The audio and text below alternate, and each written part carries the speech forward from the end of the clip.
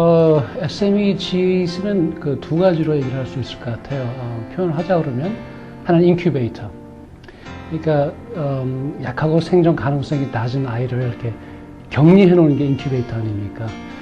그리고 그런 인큐베이터에서 그 학생들을 강하게 살아남을 수 있도록 생존 훈련을 시키는, 그러니까 즉 입학이 아닌 졸업 때까지 살아남을 수 있도록 강하게 훈련시키는 서바이벌 캠프.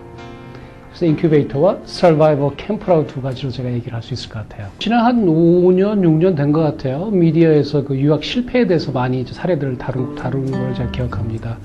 뭐 어떤 미디어에서는 35% 정도가 실패했다. 어디서는 44%가 뭐 아이비리그 한 학생이 실패했다. 심지어는 제가 70% 이상까지 실패했다는 얘기를 들은 것 같아요. 그 미디어를 통해서. 그래서 그런 것들이 어떤 사회적인 문제로 좀 대두되고 있고, 또 어떤 모 방송국에서는 그 실패하고 귀환하는 학생들에 대해서 3부작인가 이렇게 해서 프로그램을까지 할 정도로 이 유학생의 그 문제점들이 이제 대두되고 있는 걸로 알고 있는데, 이 학생들의 그 공통적인 그 실패 요소들을 보게 되면, 그걸 이제 분석한 여러 가지 글들을 보게 됩니다. 거기서 하는 얘기 중에서 가장 큰 게 그 학생들이 영어를 좀 얘기를 하는 것 같아요. 특히 이 학생들은 토플이라든가 SAT 같은 그런 표준 시험에 모든 것을 준비해서 간 학생들인데, 실질적으로 가서 보니까 실질적인 어떤 아카데믹 영어, 특히 라이팅이라든가 이런 부분에 많이 부족해서 학생들이 실패했다는 그런 분석. 또 두 번째로 짚는 게 어떤 그 서양적인 아카데믹 그 학습적인 스킬에 대한 부족한 것들이죠. 그리고 또 한국에서는 선생님들이 모든 게 다 찍어서 주면 그걸 외워서 공부하는 방법에 익숙한 학생들이 미국이나 이 서양 그 대학에 가서 이렇게 좀 critical thinking, 뭐 왜라는 질문을 해보고 답을 하는 어떤 그런 그런 것들이 이제 부족한 것들. 또 이제 마지막으로 많이도 얘기하는 게 뭐냐면 독립심 부족하다는 얘기들을 많이 하고 있어요. 그 유학을 준비하기 위해서는 할 것들이 참 많이 있을 것 같아요. 근데 그 중에서 좀 몇 가지를 굳이 꼽자 그러면 저는 그 영어 준비를 이제 가장 크게 좀 얘기를 하고 싶습니다. 대학에서 보게 되면 그 대학 점수에 굉장히 커다란 퍼센테이지가 여러 가지 그 라이팅 형식으로 이루어지고 있어요. 근데 우리 학생들이 한국어, 즉, 그러니까 자신의 모국어로도 라이팅을 별로 안 해본 친구들이 영어로 라이팅을 한다는 자체가 참 어려운 거죠. 특히 우리나라 라이팅 같은 경우는 굉장히 좀 자유스럽고 리버럴한 그런 형태인데, 영어같이 굉장히 좀 구조적이고 또 이렇게 룰들이 많은 그런 그 라이팅 형태를 한다는 게 큰 도전이 될 거예요. 그래서 이 아카데믹 영어에 좀 많은 포커스를 맞춰서 준비를 하는 것이 어떤 살아남기 위한 가장 큰 그 준비 사항이라고 제가 꼽을 수 있겠고요. 그 다음은 그 스터디 스킬이라고 제가 좀 짚고 싶습니다. 그 중에서도 리서치 스킬을 좀 얘기하고 싶은데, 이 리서치 스킬이라는 것은 어떤 과제를 하는 데 있어서 첫 단계가 되는 거예요. 그래서 우리 학생들이 이 리서치를 하는 데 있어서 어디서 어떻게 해야 되는 이런 부분들을 잘 모르고 훈련이 안 됐다는 느낌을 제가 많이 받고 있습니다. 한국이 국민당 그 최고석 인터넷 보급률이 뭐 세계에서 최고라 그러는데, 우리 젊은이들 보게 되면 뭐 게임이나 연예인 정보, 뭐 엔터테인먼트 이런 것들은, 또 심지어는 신상 털기 이런 걸 참 잘하고 있는데, 어떤 학습적인 토픽을 주어졌을 적에 이걸 어디서 어떻게 찾아야 되는지 그런 방법들을 참 어려워하는 걸 제가 많이 봤어요. 그래서 이런 리서치 스킬이 굉장히 중요한 또 하나의 스터디 스킬로 제가 꼽고 싶고, 또 하나는 우리 학생들이 우리나라가 IT 뭐 강국이라고 얘기를 하는데, 재밌는 건 보게 되면 학생들이 일반적인 컴퓨터 어플리케이션을 잘 못해요. 예를 들면 마이크로소프트 엑셀이라든가 파워포인트라든가 이런 부분들을 사용할 줄 모르는 학생이 한 70% 정도가 되는 것이 제 경험입니다. 인터넷 서핑들 잘하고요.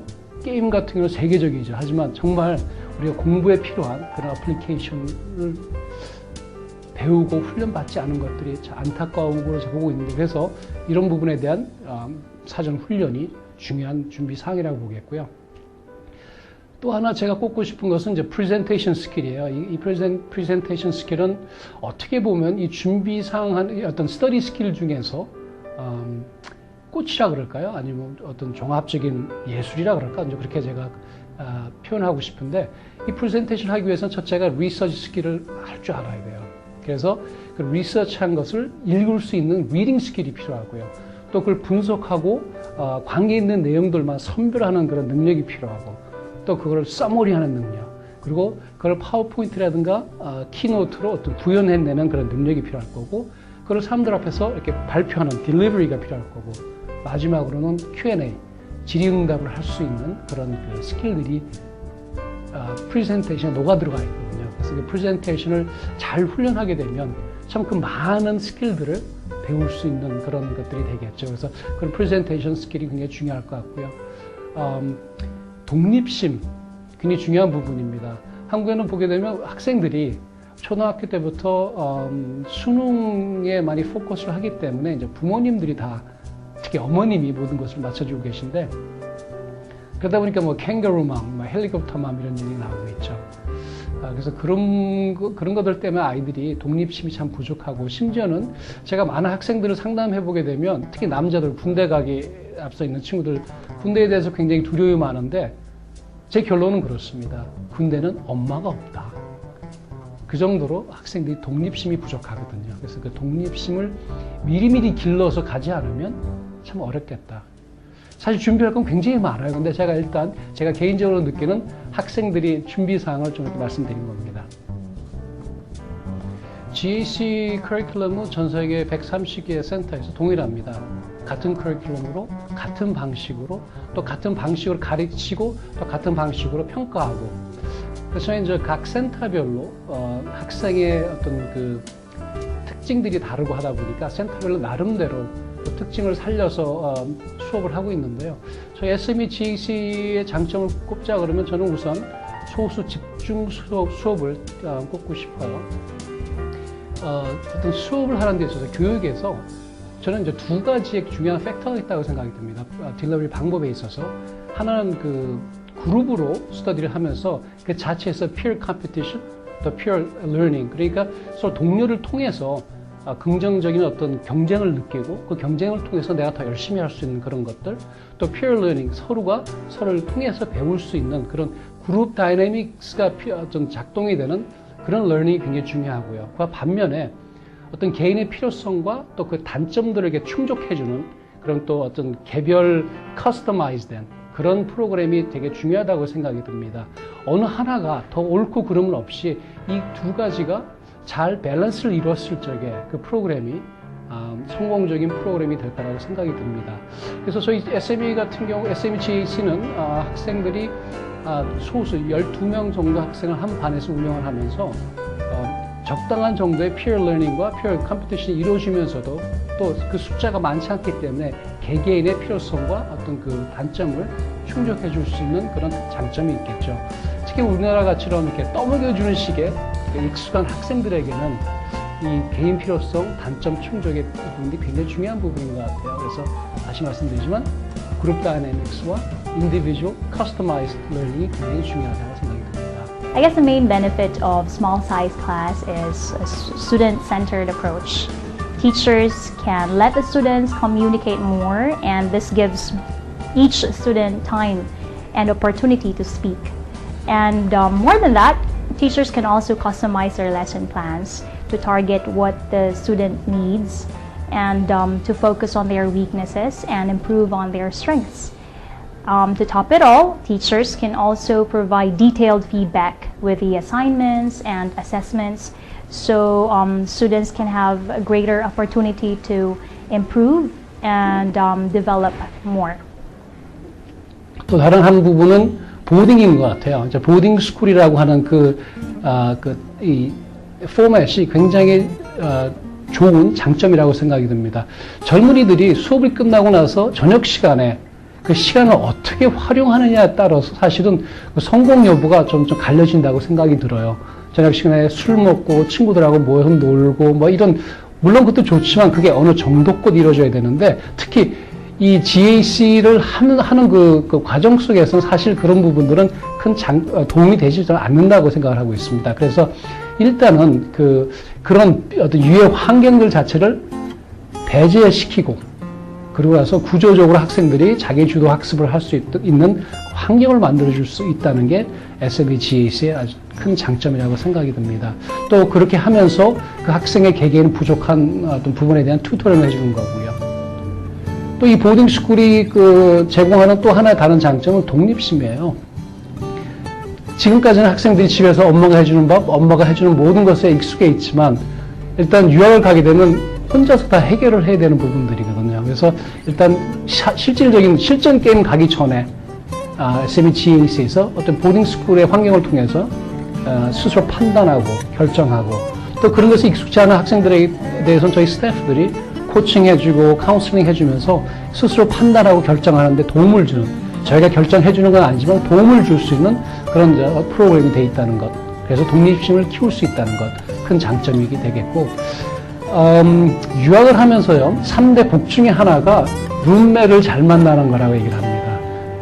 좋은 룸메이트를 만나는 게 굉장히 중요한 거라고 얘기를 하는데, 사실 좋은 룸메이트 만나는 것도 좋지만 그 룸메이트를 만나서 그 룸메이트와 좋은 관계를 유지하고 서로 윈윈하는 상황을 만들어 나가는 그 스킬이 굉장히 중요한 거거든요.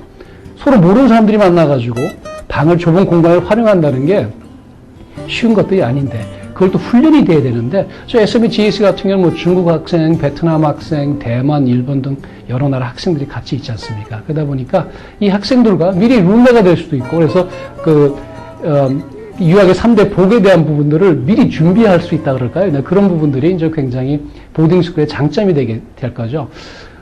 그리고 또 저희 자체 그 기숙사 안에 저희 스태프들이 이제 같이 계시는 스태프들이 계신데, 이분들이 보게 되면 호주나 뭐 미국에서 유학 또는 생활을 하고 오신 경험자들이 계세요. 그래서 그분들을 통해서 실질적인 멘토링을 받을 수 있는 그런 것들이 또한 보딩스쿨의 중요한 어떤 장점이 되겠죠. SME-GAC의 다른 장점 중에 하나를 들자 그러면 액티비티를 들 수가 있겠어요. 다양한 액티비티를 할 수 있다는 건데, 그 중에 하나가 운동입니다. 여러 가지 운동을 할 수 있는데, 저는 그렇게 생각 들어요. 유학은 장기전이라고 생각합니다. 1년, 2년 안에 끝내는 것이 아니라 대학원까지 준비하는 학생들이 많다 보니까 한 5년, 6년을 준비를 해야 되는데, 그러기 위해서는 정말 좋은 체력이 필요합니다. 좋은 체력을 유지하기 위해서는 잘 먹고 열심히 운동하는 방법밖에 없거든요. 그래서 학생들은 이제 운동을 할 수 있는 거는 판을 깔아준다 그럴까요? 요즘에는 저희 학생들이 센터 안에는 짐이 있어서 애들이 매일 저녁 때 가서 운동할 수 있는 그런 것들이 준비가 돼 있고, 또 일주일에 2번씩은 저희가 박싱을 하러 갑니다. 박싱을 하러 가는데 이렇게 직접 스파링 하는 건 아니지만 체력 훈련을 하게 되고, 실질적으로 트레이너들하고 같이 이렇게 미트 치는 그런 박싱을 하게 되는데, 이 박싱을 통해서 아이들이 정말 체력을 올리는 건 물론이지만 끈기도 배우고, 진짜 숨이 목까지 찼을 적에 그걸 이겨내는 어떤 그런 끈기, 또 이 박싱을 통해서 스트레스도 풀고 하는 그런 운동을 하고 있습니다. 많은 학생들이 실질적으로 유학을 가서 보게 되면 이 액티비티를 할 수 있는 장은 널려 있는데 하지 못하고 방해해서 있는 학생들을 제가 많이 봤어요.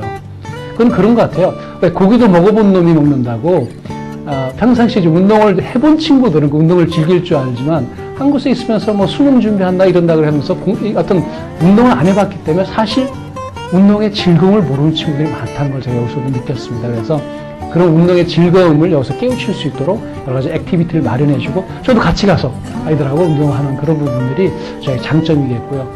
또 체력을 쌓기 위해서는 잘 먹어야 된다 그러는데, 많은 우리 한국 국민은 전 그런 것 같아요. 한식을 매우 사랑하는 국민인 것 같습니다. 해외를 나가도 꼭 한국 음식을 먹어야 되고 김치를 먹어야 되고, 그렇지 않을 땐 디프레스 온다고 할 정도까지. 그런데 사실 유학을 가게 되면 물론 한국 식당이 있는 동네도 있겠지만 그렇지 않고 정말 중국 식당도 좀 멀리 가 있는 그런 동네도 있어요. 그래서 학생들이 현지 음식을 먹고도 견딜 수 있는, 그러기 위해서는 그 음식을 좀 알아야 되고 음식의 맛을 또 이해할 수도 있어야 되고, 그런 부분이 좀 훈련이 되어야 된다고 저는 생각이 듭니다.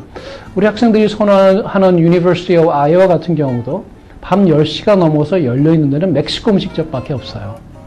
그래서 학생들 늦게까지 도서관에서 공부하고서 뭐를 먹고 싶은데 갈 데가 멕시코 음식점밖에 없는데, 그 멕시코 음식에 특이한 플레이버 자체를 익숙치 않으면 그것도 못 먹는 거죠. 그러면 결국 하는 게 뭐냐면 매일 컵라면 먹든가 아니면 피자 시켜서 먹는 참 그런 안타까운 일들이 있어서 저희는 학생들하고 자주 주말마다 맛집 원정대라는 것을 만들어서 먹으러 다닙니다.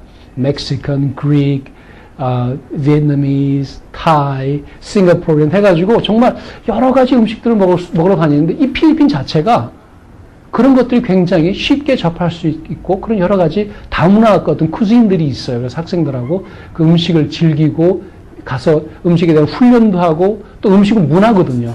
그 문화를 이해할 수 있는 그런 어떤 장도 마련하고 해서 굉장히 중요한 훈련이라고 생각이 듭니다. Well, Cebu is the Queen City of the South, and it is the second largest city of the Philippines. It is where both local and international tourists come to study, and of course for work opportunities. I guess for Korean students, when they come here, they get a lot of practice of the English daily conversation, and so they are able to adapt to the environment, and also they'll be able to improve their skills with the survival English. More than that, Cebu has a lot of things to offer. For example, we've got a lot of beautiful beaches and also malls and a lot of facilities.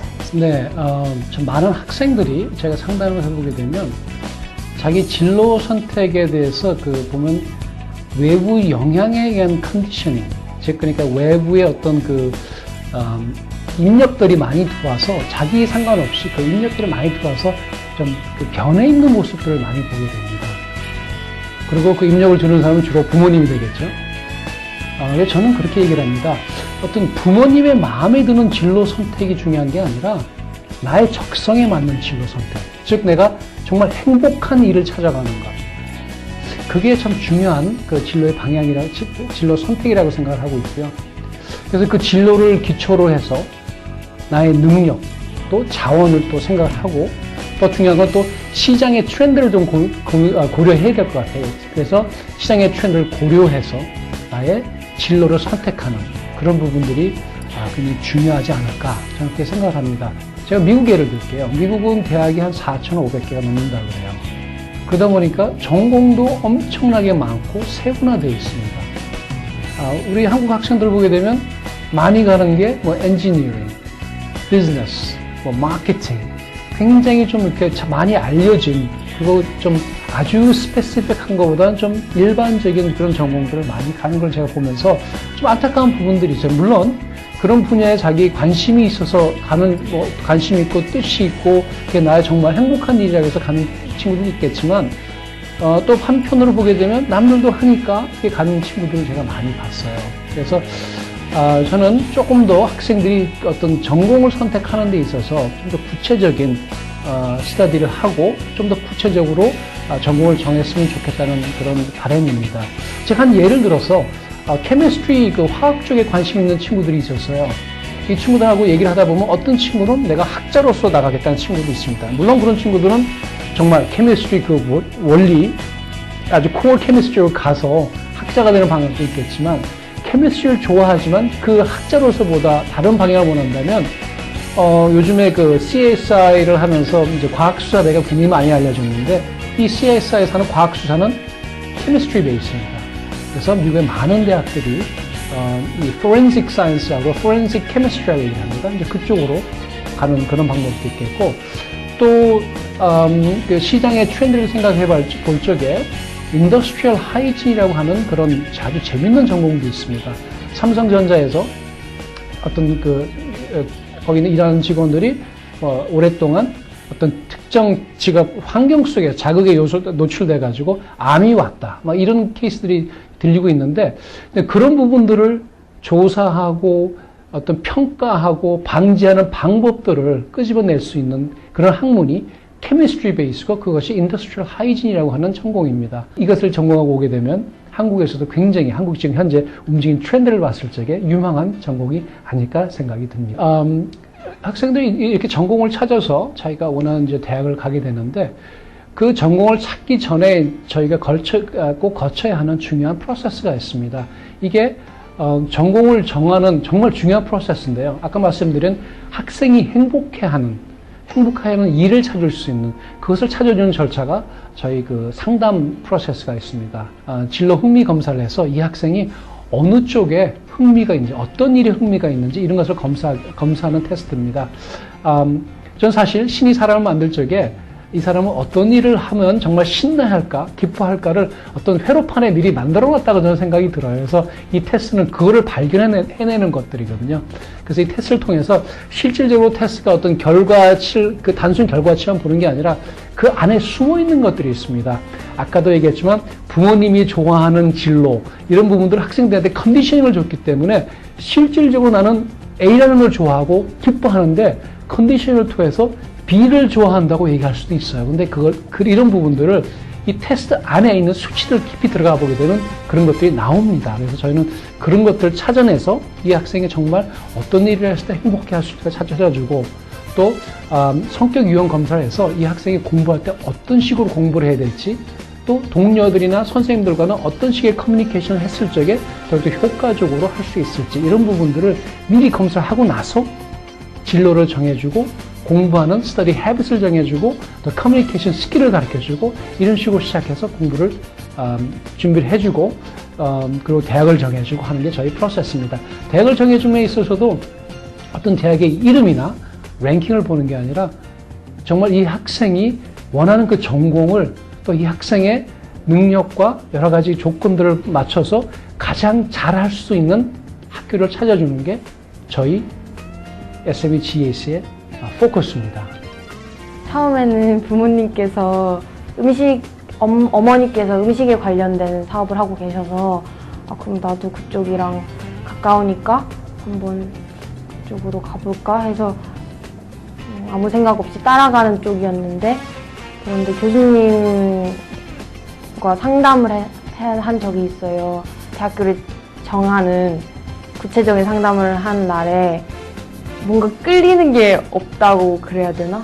굉장히 거리가 멀게 느껴져서 제가 표정으로 좀 아닌 것 같다 이런 식으로 교수님께 표현을 했어요. 그랬더니 교수님께서 그러면 다른 거 한번 생각을 해볼까 하시면서 제가 저의 성격 검사 테스트랑 직업, 진로에서 결과가 나왔던, 그리고 저가 좀 관심이 있었던 인사부 쪽으로 한번 생각을 해보자 하시고, 교수님께서 인사부과에 대한 뜻을 저한테 설명을 세계적으로 딱 해주셨는데, 그때 갑자기 확 입이 저는 보았어요. 수많은 학생들이 GAC를 통해서 자신감을 회복하는 것들, 그리고 꿈없이 하루하루 살아가던 친구들이 GAC를 통해서 꿈을 찾았고 또 그 꿈을 향해서 달려가는 걸 봤습니다.